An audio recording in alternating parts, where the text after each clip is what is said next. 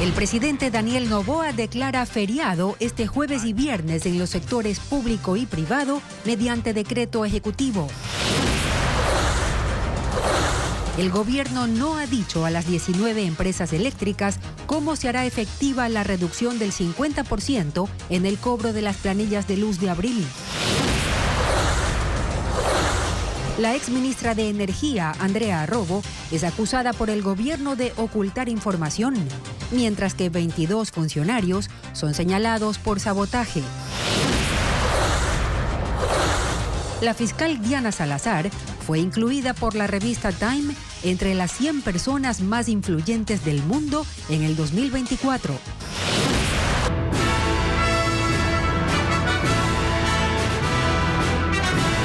Amigos, bienvenidos a esta emisión de Televistazo. Empezamos con lo último de la crisis energética que vive el país. Estefi, ¿qué tal? ¿Qué tal, María Isabel? Y amigos, el gobierno toma nuevas medidas ante la situación.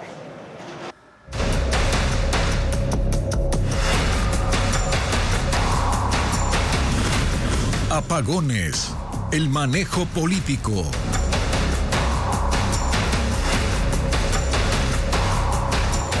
Mediante decreto ejecutivo, el presidente Daniel Noboa dispuso suspender la jornada laboral este jueves y viernes en los sectores público y privado. El gobierno indicó que esta medida se da como una reacción a la crisis energética, informa William Young. En un sorpresivo decreto, el presidente Daniel Noboa dispuso que este jueves y viernes serán días libres en todo el país.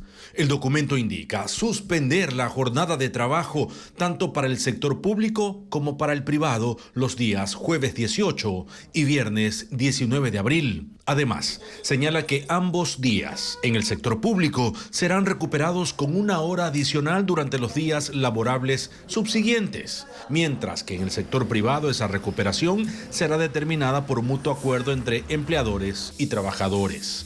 Pero en este decreto no se mencionan los motivos del asueto. Minutos después, la Secretaría de Comunicación de la Presidencia publicó en redes sociales un comunicado en el que atribuye esta decisión a la crisis energética por la que atraviesa el país. Destaca 3 medidas que toma el gobierno: solventar el 50% de las facturas eléctricas de abril, suspender las jornadas de trabajo de esos 2 días y que se mantendrán los cortes de energía en horarios que serán anunciados durante la tarde de este miércoles, aunque el documento amplía que estos racionamientos son para ejecutar mantenimientos de las plantas eléctricas. El Ministerio de Energía emitió un acuerdo con 5 medidas para enfrentar la emergencia en el sector energético, la que inicialmente durará 60 días. Diego Cuenca describe las acciones a tomar. El Ministerio de Energía declaró la emergencia en un acuerdo ministerial que entró en vigencia la tarde del martes. El documento señala que la medida durará 60 días, con la posibilidad de que se extienda, y fija el periodo de apagones que empezó ayer, pero no indica cuándo culminará. Además, establece 5 acciones para enfrentar la crisis. SELEC debe generar energía adicional y ejecutar acciones para abastecer de gas natural. Las empresas distribuidoras deberán garantizar el aporte de electricidad y podrán participar en el abastecimiento de energía. El Ministerio de Energía deberá agilitar los procesos de concesión y entrega de títulos habilitantes a iniciativas privadas para generar electricidad. Las disposiciones no aclaran los plazos para cumplir estas medidas.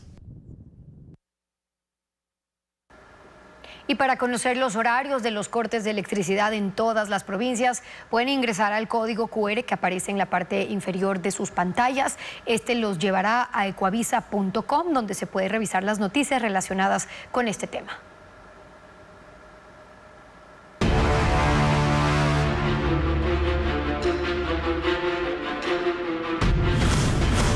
Olip en el banquillo.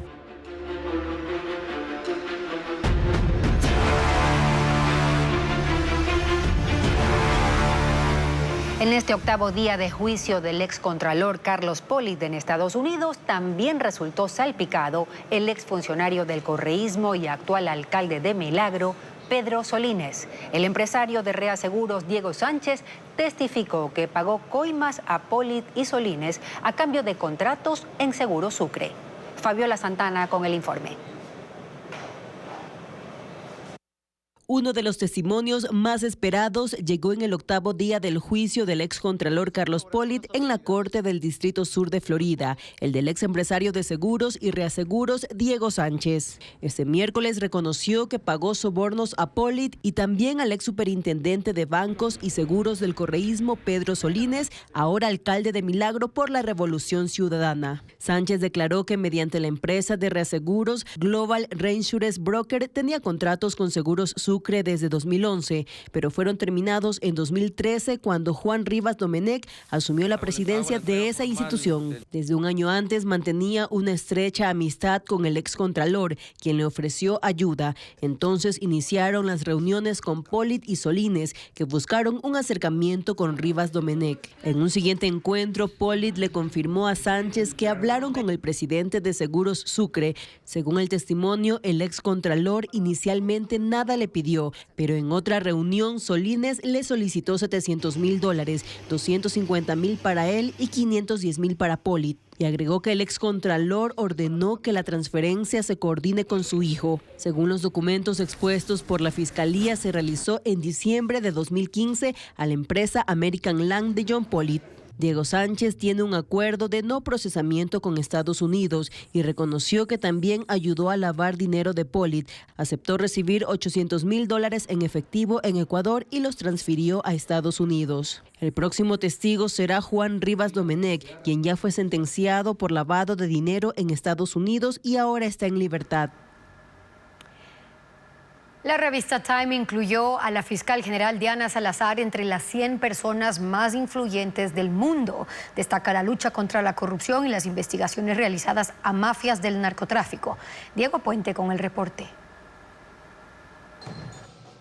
La fiscal general Diana Salazar Méndez integra el listado de las 100 personas más influyentes del 2024 de la revista estadounidense Time. La publicación destacó su perfil por ser la mujer afroecuatoriana más joven en ocupar la dirección de la fiscalía y califica su trabajo como uno de los más duros y peligrosos del hemisferio occidental. Time señala que en su lucha contra poderosos actores políticos, judiciales, policiales y económicos aliados de narcotraficantes, ella y su familia han sido amenazadas de muerte. Añade que esas alertas son creíbles por la presencia de mafias en el país que atacan a quienes intentan investigarlas. La semblanza sobre Salazar fue escrita por Samantha Power, administradora de la Agencia de los Estados Unidos para el Desarrollo Internacional, USAID. En ella se recogen las sentencias contra el expresidente del Ecuafútbol, Luis Chiriboga, y contra el expresidente Rafael Correa por lavado de activos y corrupción, respectivamente.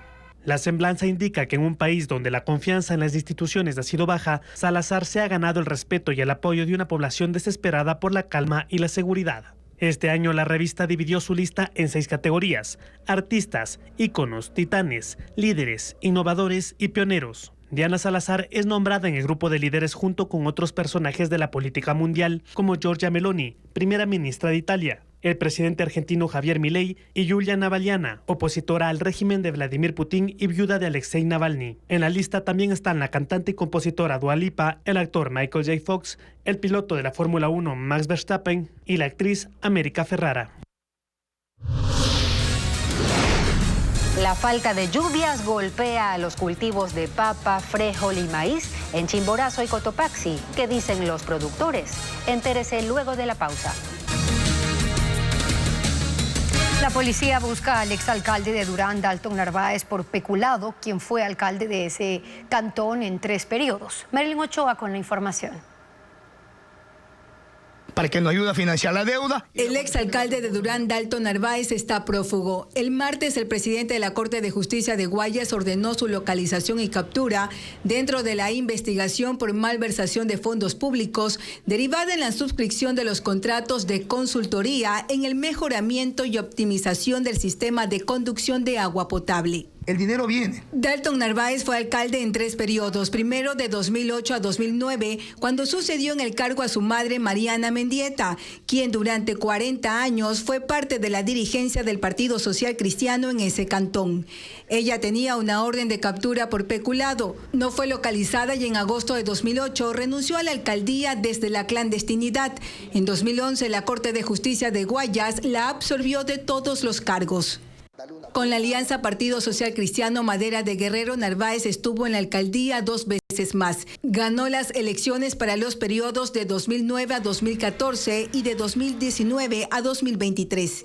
Durán, cantón importante por la cercanía a Guayaquil y con una población de más de 300,000 habitantes, fue bastión del PSC. Dalton Narváez y su madre suman 20 años en el poder municipal, pero ella se desafilió en el 2022 por desacuerdos con la directiva nacional. En Durán, la Fiscalía investiga una red de tráfico de tierras orquestada por el ex asambleísta social cristiano Pablo Muentes, quien se habría apropiado de más de 1,000 hectáreas mediante recursos judiciales. Durán es una de las ciudades más violentas del país. El 28 de octubre de 2023, Narváez fue víctima de un atentado en el que uno de sus guardaespaldas fue asesinado en la vía Salitre. El ataque ocurrió días después de que su madre fuera secuestrada y liberada luego de 3 días en cautiverio.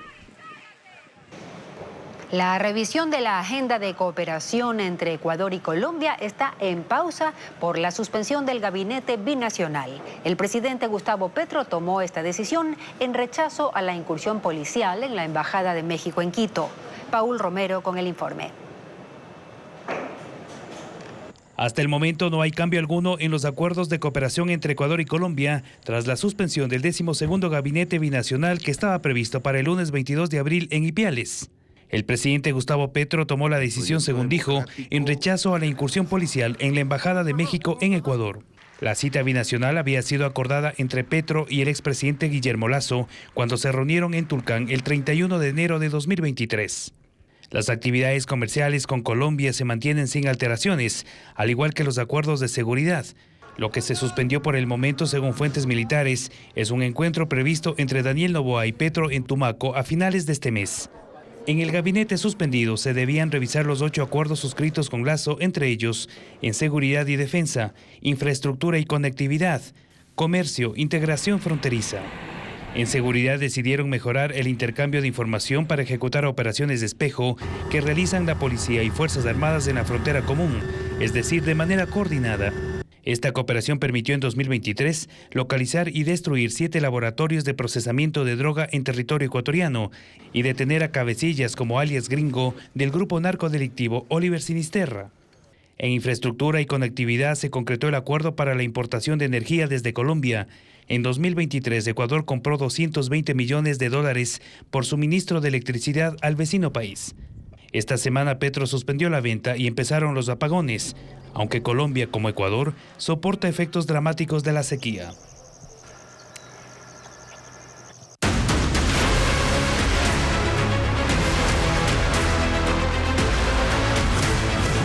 Maduro, otro golpe a su gente.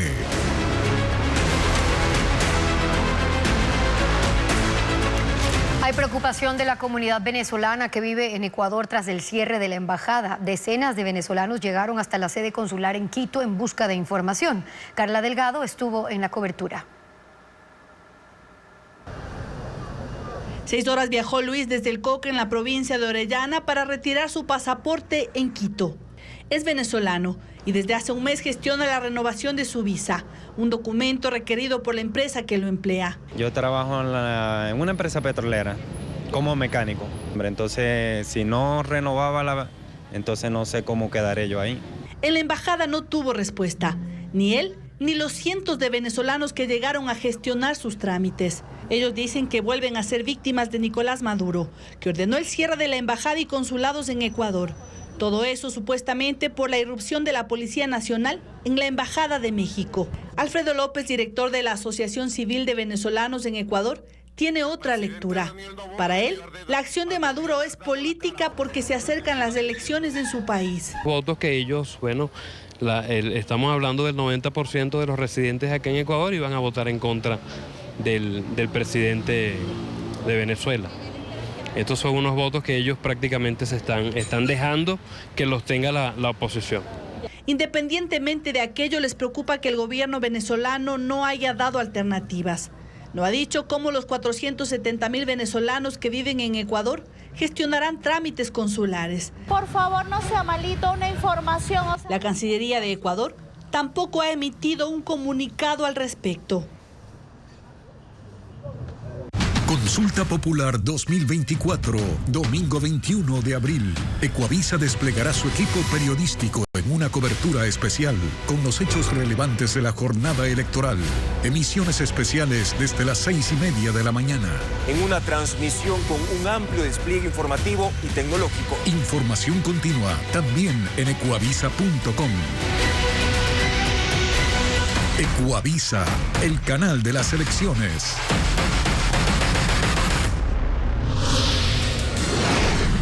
En breve, los fuertes estragos de la inusual tormenta que soportó Dubái. Calles y lujosos comercios se vieron inundados.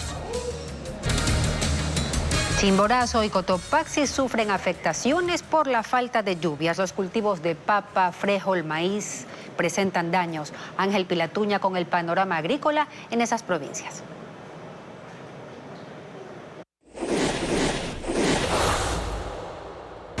Las extremas temperaturas y la sequía han golpeado a 200 agricultores que conforman la Asociación de Productores de Papa de Chimborazo y que tienen aproximadamente 200 hectáreas de cultivos. El intenso frío de la madrugada, cuya temperatura bordea los 3 grados, el calor durante el día, que ronda en los 28 grados, sumado a la ausencia de lluvias desde hace 2 meses, provocaron que las plantas se debiliten. Esto se evidencia en sus hojas secas y da como resultado un tubérculo de tamaño disminuido. José Ausay y Mireya Azuica son productores de la parroquia Quimiag en Riobamba y para enfrentar esta crisis tuvieron que incrementar las dosis de fumigación. En una hectárea invertían hasta $500, ahora este valor se ha triplicado. Hacíamos 4 o 5 aplicaciones, ahora tenemos que duplicarnos. El centro de acopio de la Asociación de Productores de Papa de Chimborazo en el sur de Riobamba tiene capacidad para 2.500 quintales de tubérculos. Sin embargo, hoy luce vacío debido a que sus 200 miembros no pudieron cosechar ni un 10% de lo que obtenían hasta inicios de año.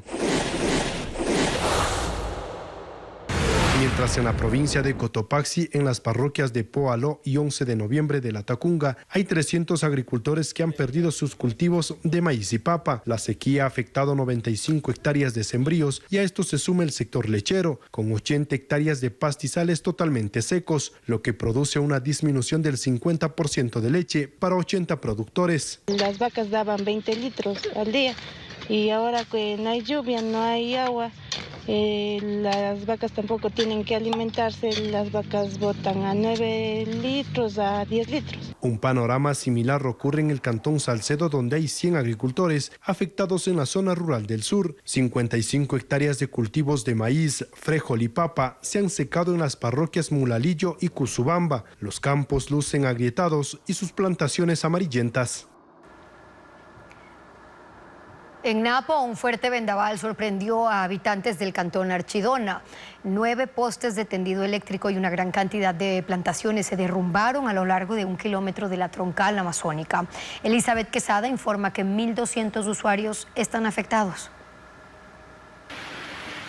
Un aguacero de 1 hora, acompañado de fuertes vientos, colapsaron el tránsito en la vía Tenaquito, a la altura del sector de Yaguari del cantón Archidona, provincia de Napo. El vendaval provocó el derrumbe de 300 cañas de guadúa ubicadas a un lado de la carretera y 9 postes de alumbrado público que quedaron dispersos a lo largo de 1 kilómetro, cubriendo los 2 carriles de la troncal amazónica. La alerta se dio a las 6 de la tarde de este martes. Personal del Cuerpo de Bomberos de Archidona y 12 trabajadores del municipio limpiaron los escombros con palas, machetes y motosierras. Jornada que se extendió hasta la medianoche. Los vehículos que circulaban por la zona, que a diario son aproximadamente 3.200, fueron desviados por la ruta alterna Yaguari-Rucuyacta. Unos 50 pasajeros de 3 buses interprovinciales tuvieron que hacer transbordo. Debido al tendido eléctrico desplomado, 1.200 usuarios de las parroquias Cotundo y Jatunzumaco de Archidona se quedaron sin energía. Tenemos carros canastas para ya el alzado de las líneas y ahorita estamos haciendo el desmantelamiento de la red que está en el piso para luego ya rehabilitar con la nueva, prácticamente va a una nueva red. La reparación de la red eléctrica que realizan 15 técnicos se extenderá hasta las 5 de la tarde de este miércoles. Una tormenta sin precedentes causó estragos en la ciudad de Dubái, donde el agua permanece estancada. La pista del aeropuerto se inundó, obligando a cancelar más de 100 vuelos. Fue la peor tormenta en 30 años sobre la península arábiga y los estragos aún persisten. La zona más afectada fue la ciudad de Dubái, que quedó paralizada y donde los trabajos de limpieza apenas empiezan. Dubái es conocida por su arquitectura ultramoderna, pero nada impidió que las lluvias anegaran las calles y lujosos comercios. El agua sigue estancada. Varias personas han sido rescatadas. Y también este gato extraviado que se aferraba a la manija en la puerta de un auto.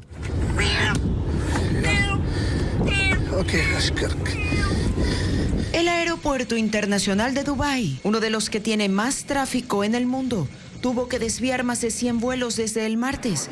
Y aún hay miles de personas afectadas por vuelos suspendidos. Servicios meteorológicos advierten que las lluvias pueden repetirse en los próximos días. En Estados Unidos hay alarma por el uso de botes para llevar a migrantes indocumentados hasta las playas de California. Unas 20 personas llegaron en lancha rápida a un balneario del condado de San Diego y al tocar tierra corrieron y huyeron. El informe con Iliana Suárez. Ocurrió en una playa de la ciudad de Carlsbad, en California. Una lancha a gran velocidad llegó hasta la orilla. Entre unos 15 y 20 migrantes saltaron a la arena. La embarcación quedó abandonada y de ahí cruzaron a la calle, donde los esperaba un vehículo. Varios lograron subirse al auto que huyó del lugar. Los demás se fueron corriendo. Agentes de la patrulla fronteriza y la policía están investigando el incidente y la alcaldía pedirá apoyo al gobierno federal, pues sospechan que se trata de bandas que usan esta modalidad para llevar a indocumentados. Activistas de derechos humanos creen que se trata de solicitantes de asilo obligados a recurrir a coyoteros ante las limitaciones y demoras de los trámites migratorios.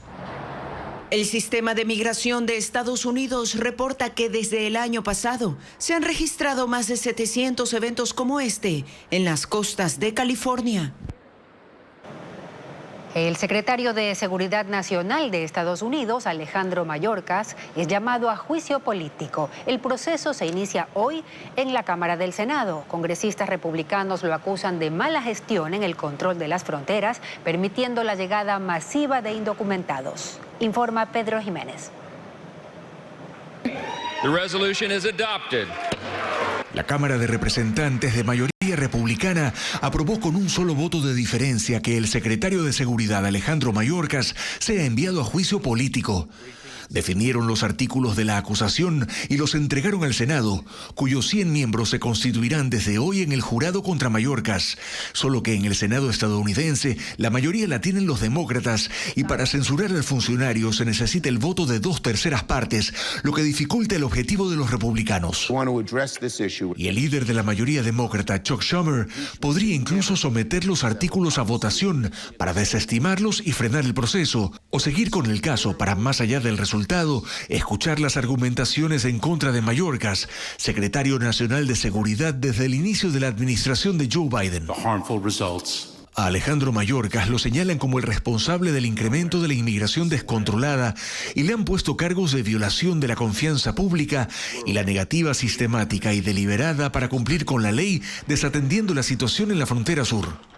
Estados Unidos atraviesa por una crisis fronteriza en momentos en que el tema migratorio es parte de la agenda política en un año electoral, cuando más de 200.000 personas han llegado a ser detenidas cada mes, pero con decenas de miles que logran cruzar y que buscan protección en ciudades santuario, o aquellos solicitantes de asilo que esperan la resolución de sus trámites y la pugna permanente entre el gobierno federal y el estado de Texas, que busca imponer procedimientos más estrictos para detener a quienes se sospecha que han entrado al país en forma ilegal. En Australia, la Gran Barrera de Coral sufre estrés por las altas temperaturas en el océano. Los expertos lo llaman uno de los eventos de blanqueamiento de coral más graves y extensos de la historia, por lo que usan drones de inteligencia artificial para determinar los daños. La Gran Barrera de Coral frente a la costa de Queensland es la especie viviente más grande de la Tierra, con 2.300 kilómetros de extensión, que comprende miles de arrecifes y cientos de islas con más de 600 tipos de corales. Es hogar de peces coloridos, moluscos, estrellas de mar, junto con tortugas, delfines y tiburones. Autoridades de Estados Unidos han detectado casos de aplicación de Botox falsificado en 9 estados. 19 mujeres experimentaron complicaciones luego de la administración del producto. 9 de ellas fueron ingresadas al hospital en estado grave. Se confirmó que las dosis de Botox para tratamientos estéticos fueron aplicadas en clínicas clandestinas. El Centro de Control de Enfermedades de ese país investiga el origen de los productos. En Brasil, una mujer llevó un cadáver a un banco para retirar el dinero de un crédito. Ocurrió en Río de Janeiro cuando Érica de Souza entró a la agencia con el cuerpo de su tío de 68 años en una silla de ruedas, quien falleció momentos antes y tenía aprobado un préstamo por $3.200 que la mujer intentó retirar. Ella simulaba pedirle a su pariente que firmara los documentos, lo cual resultaba imposible. Los empleados mencionaron que algo raro pasaba. La mujer fue detenida y es investigada por la muerte del hombre. Enfrenta cargos por posible malversación. Consulta Popular 2024.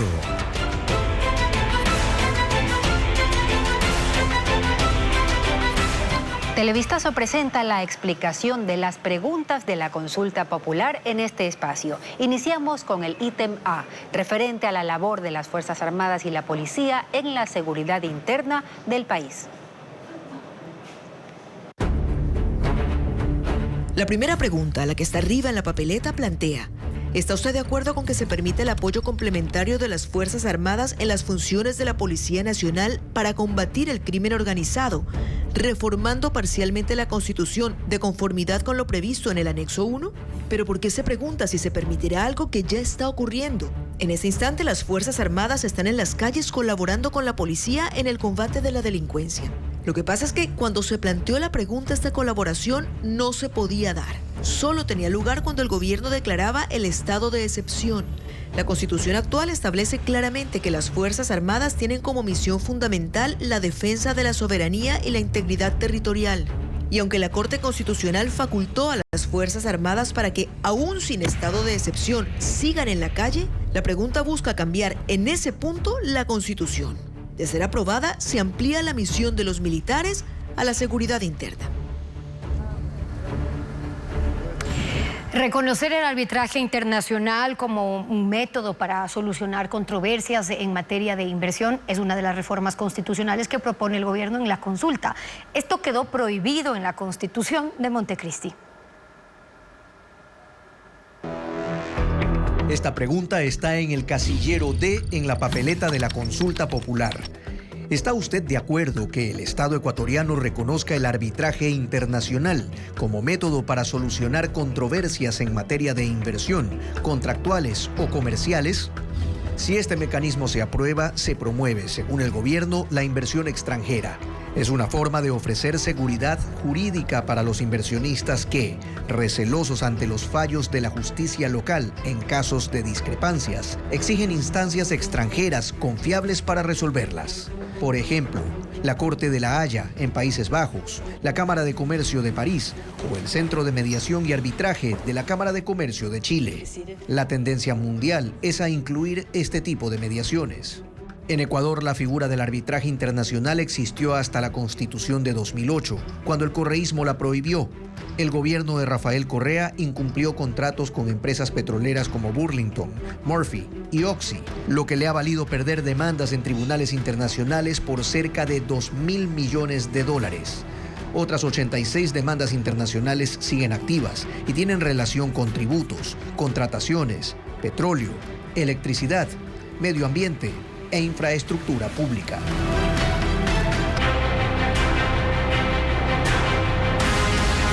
Apagones. Bienvenidos al pasado.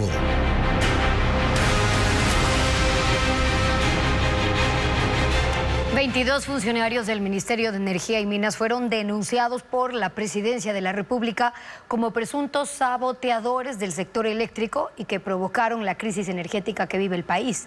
El gobierno asegura que algunos funcionarios de alto nivel ocultaron información. Entre ellos señala a la exministra Andrea Arrobo. Patricio Díaz informa. El gobierno de Daniel Noboa responsabilizó a 22 funcionarios del Ministerio de Energía como participantes de un presunto sabotaje al sector eléctrico. La investigación está en fiscalía por paralización de un servicio público. Según un comunicado del Ejecutivo, existen indicios de que funcionarios de alto nivel de la cartera de Estado, incluida la exministra Andrea Arrobo, ocultaron intencionalmente información crucial para el funcionamiento del Sistema Nacional Energético. La presidencia asegura que se suprimieron y deshicieron advertencias y alertas, con el propósito de que esta grave situación no sea conocida de manera oportuna. De acuerdo al régimen, los cortes de energía no responden solo a las circunstancias ambientales, sino también a la corrupción y negligencia. Menciona que esto implicó llegar a condiciones críticas al punto de que el almacenamiento operativo en Masar es de 0 y en Paute del 4%. Además del déficit de caudal que ingresa a Coca-Cola Sinclair. El ministro de Energía encargado, Roberto Luque, en una corta declaración anoche, destacó una de las falencias que aportó a la situación. Hemos dispuesto la conformación de un directorio de la Agencia de Regulación y Control que ha venido dilatándose y que ha impedido la contratación oportuna de energía emergente. La denuncia del gobierno preocupa a la Asamblea. El presidente del Legislativo, Henry Kronfle, dice confiar en la información del jefe de Estado sobre el sabotaje, pero resaltó la necesidad de ampliar esa denuncia para que la ciudadanía conozca los detalles. ¿Quién estaba dando las órdenes de corte? Si eran esas órdenes necesarias en el momento que se estaban dando. ¿Cómo se estaba haciendo la coordinación para hacer los cortes de luz en diferentes partes del país? ¿Cómo se determinaban las horas del corte de luz en diferentes áreas del país? ¿Dónde está el instrumento técnico para la toma de ese tipo de decisiones? En medio de esta situación, el gobierno aún no ha aportado las pruebas de su denuncia. El presidente de la República, Daniel Noboa, anunció que el gobierno correrá con el 50% del costo de las planillas de electricidad del mes de abril. Las empresas eléctricas aún no tienen un plan para ejecutar esta decisión presidencial. Francisco Garcés informa. El anuncio del presidente de la República de que el gobierno asumirá el 50% de las planillas de electricidad de abril sorprendió a las 19 empresas eléctricas que no tienen plan alguno para ejecutar la decisión presidencial. Por el cobro de planillas de electricidad, esas empresas reciben alrededor de $2.000 millones al año, 160 millones mensuales. Ese valor se divide para su funcionamiento como distribuidoras y financia parte de las empresas generadoras, la mayor de ellas ELEC. Además, cubre un porcentaje de las inversiones en el sector. El Ejecutivo no ha explicado detalles del anuncio del presidente Noboa, pero si lo cumple, implica que el Estado asigne alrededor de $80 millones a las empresas eléctricas, que están esperando disposiciones del Ministerio de Energía. Tampoco se ha esclarecido si la oferta del presidente está dirigida únicamente al sector residencial, que representa el 30% del consumo eléctrico. En ese caso, el fisco solo asumiría $25 millones. El problema se traslada a las empresas eléctricas, que son las encargadas de cobrar a los consumidores. Allí no hay certeza de a quiénes deben reducir el costo del consumo ni cómo lo aplicarán. Además de que cuentan con el cobro para financiar el funcionamiento del sistema eléctrico del país. Es preferible que nos siga cobrando esa tarifa, pero que nos garantice el suministro de la energía. O sea, eso es mejor porque ocasiona menos pérdida no solo a los usuarios residenciales, sino a todo el país. En el Ecuador, el costo de producción y distribución de cada kilovatio de electricidad está entre 14 y 16 centavos. La tarifa es subsidiada y el Estado asume alrededor de 5 centavos de ese costo. Y por eso el consumidor paga 9 centavos por cada kilovatio.